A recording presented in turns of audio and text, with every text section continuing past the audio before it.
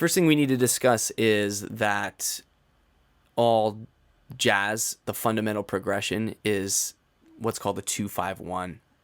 If I was in the key of C, and this is 1, 2, 3, 4, 5, 6, 7, 1, that would make this the 2, D2. The 5 would be G, and the 1 would be C. Now, I want to just show you real quick. Now, what we would do is we would play just like we were when we kind of did the songwriting stuff, right? 2, 5, 1, right? This progression is found not just in jazz, but everywhere across so much music. 2, and also I could go 2, 5, 1. I could go down to it. It'd be the same, right? Now, what makes jazz jazz? Well, it's when we add in sevens to things. That gives it a distinctly jazzy sound. It's cool to go through each one. A 1 chord is a major 7. A 2 chord is a minor 7. 3 chord is minor 7. 4 chord is major 7. 5 chord is dominant 7. It's very important. It's only one dominant. It's the 5. 6 is minor 7. And 7 is what we call half diminished or minor 7 flat 5. That comes into play a little bit later. Go back to major. So if we just did 2, 5, 1 in its sort of very blocky way, and then if we wanted to make it jazz, then we go like this. But how often do we hear jazz played like that? We don't. And I'm going to show you why. If you've ever heard me play,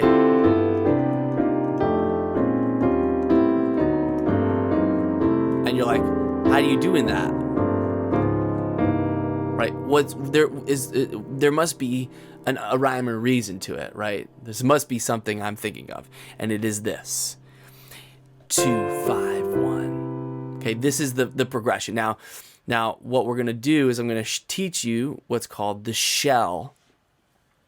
And what is the shell? Well, it is the process of stripping a chord down to its bare necessities. For instance, if I have a C major 7 chord and I take this G out, you'll notice it sounds pretty much the same. And what we typically will do is we take this C and we break it down into the root, like this. Now we are left with the shell. It is the bare necessity of what we need for a C major 7 chord to sound. Now watch this. I want to show you something real quick. There are 3 most common types of 7 chords that we use in jazz. There are more, but these are the most common ones. Major 7, which is a major triad with a major 7, or major 7 interval is a half step below the root. Okay, remember that. It's a lot easier to calculate down from the top.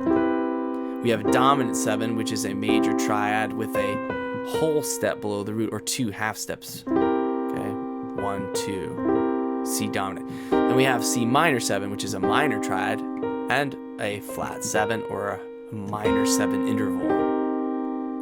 Recap: major 7, major triad, half step below the root. We call this a major 7 interval. We call this a major 7 chord. Then we have a C dominant 7. This is a major triad with a flat 7 or a minor 7 interval. It's a little confusing that we can have a dominant 7, which is a major triad, with a minor 7. Okay, I call it flat 7. I think it's easier and is less likely to make confusion. Then we have a minor 7, right? This is C minor 7. Now, when I played all 3 of these, notice they all had a C in the bass. And then these were the 2 notes that were changing, right? But does the G change? It doesn't. Therefore, we don't need it. It's a thickening agent. Right? You notice that, so it just kind of adds a little bit of sound. Oddly enough, this is why so much music goes boom, boom, boom, boom, boom, boom.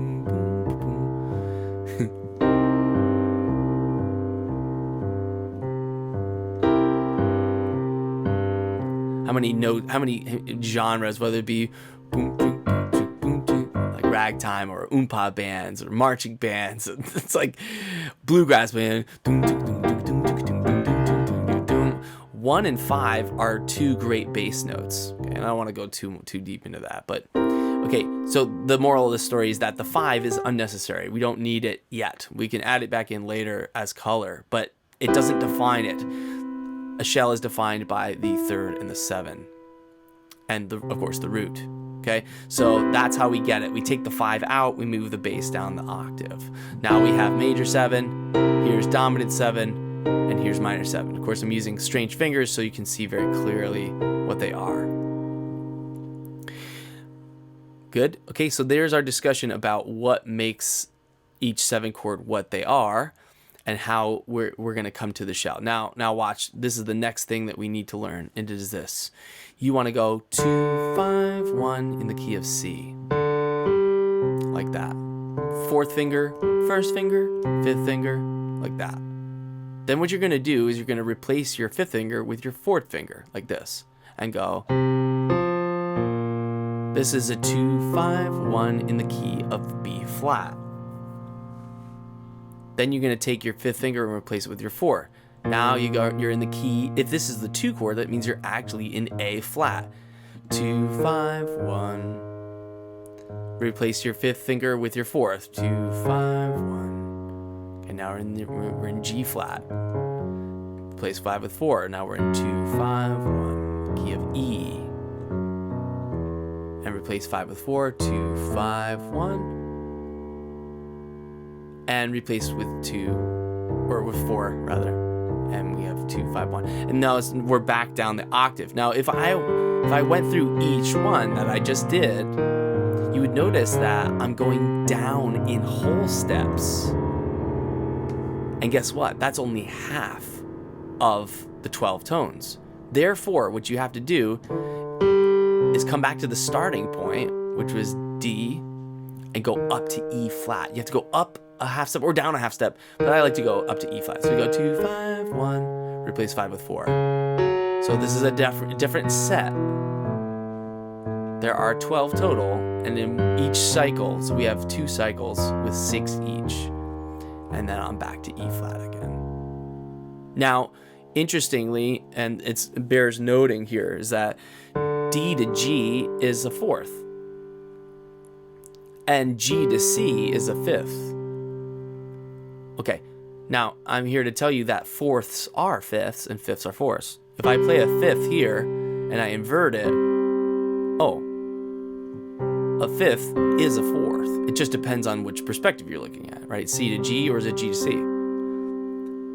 Okay, so now I'm here to tell you that every single thing you did was a 5th to a 4th, or a 4th to a 5th, up a 4th down a 5th, up a 4th down a 5th, up a 4th down a 5th. So what we should do is just really quickly look at all of the combinations available that are 4ths and 5ths. Play a C 5th and go like this. Chromatically go up. No, dude, this bugs me out. Same, same, same, same, same, same, same, same, same, same. Opposite, opposite. There are 2 opposites, B flat and B.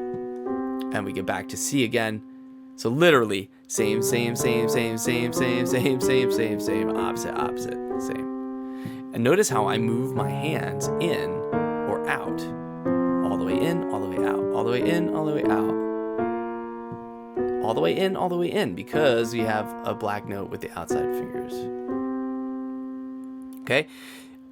Similarly, look, if I take the 5th, and I'll just make the G come down here. Watch this. Does it hold true? Are they all the same? Sure looks like it. With 2 opposites? Yes, they are. F to B flat, and then F sharp to B. Okay, so what does that do? Well, that when you're like deep in the weeds and you're doing these 2, 5, 1s, it kind of helps you not be so confused about it. If you, here's a demonstration that I like to do. If I was to start on C way down low and I go up a 5th, and up a 5th, and up a 5th, and up a 5th, and up a 5th. Oh, you'll notice all of a sudden they were all white notes. Now watch this. I'm into black notes. Watch. Up a 5th, up a 5th, up a 5th, up a 5th. And now you can just barely see this, but now here's F and there's one more, C.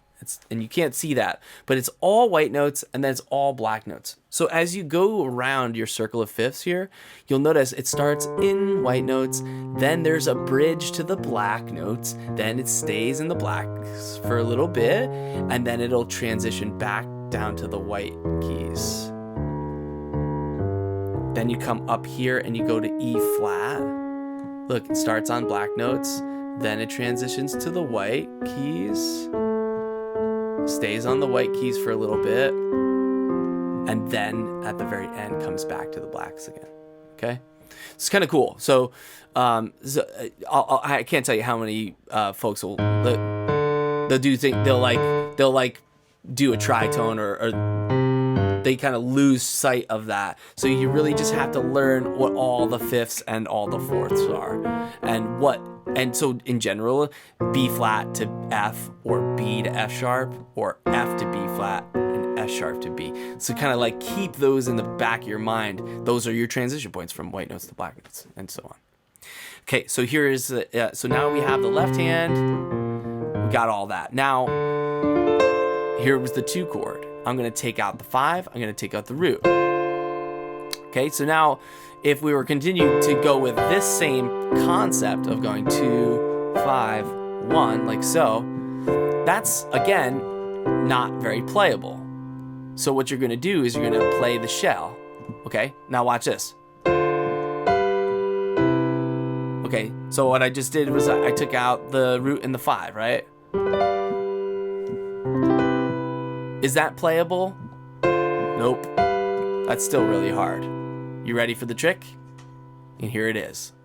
Listen good. Your 7 will always drop by a half step.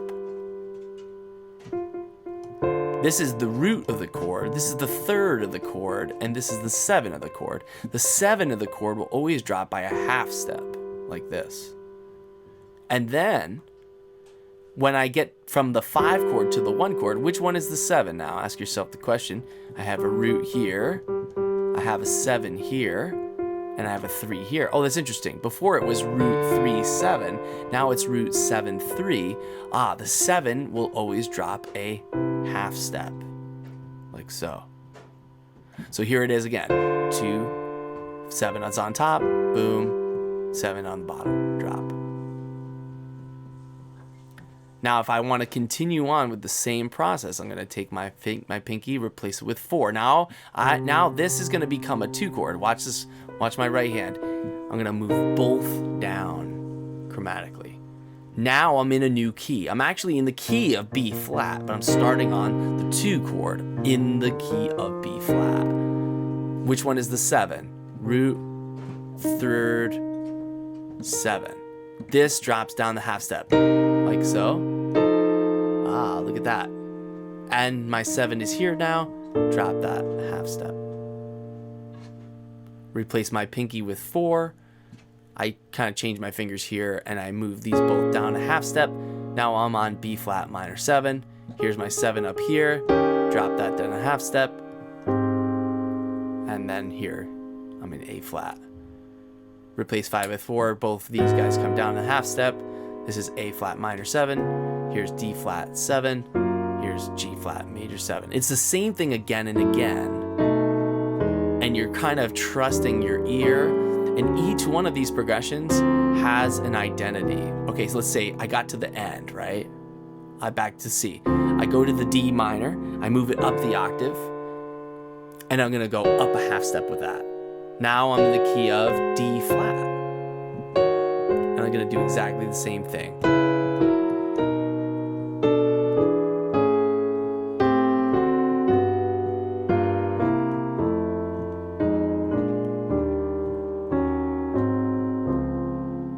Okay, that's the whole thing. Now, there are guide tracks available to you on the Google Drive, and there is a 251 folder, and so that's where you'll go to listen and play along to these. Yeah, definitely check those out. And so what you want to do is first this week you're gonna master this. Okay, and you're gonna get this really dialed in, and then we come up to E flat.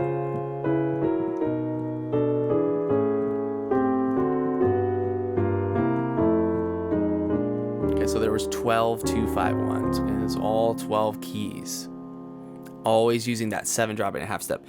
And so when you get to the jazz guide track, it'll go boom, doom, doom, boom, boom, doom, doom, boom. And it has a slow and a medium and fast and then even an up. So boom, doom, doom, doom, boom, doom, boom, doom, boom, boom, boom, boom, boom, boom, boom, boom, boom, boom. Okay, so you learn all those really well. And if you want to bite off a little more, what you can do is you take the shell here on the top and you invert it. So we have a root 3-7, but you could also have a root 7-3. Now all you've done is you've just, remember, a fourth is a fifth and a fifth is a fourth, right? So I could go F to C, but I could also go to C to F, and it sounds the same. Notice, does the voicing change? No, it doesn't. Now the 7's here. Watch this. Different sound, same thing. And now this is the root 7-3 version. It's kind of cool. You notice how it keeps going down, down, down, down. Okay, and then you would come up the octave and then go to E flat.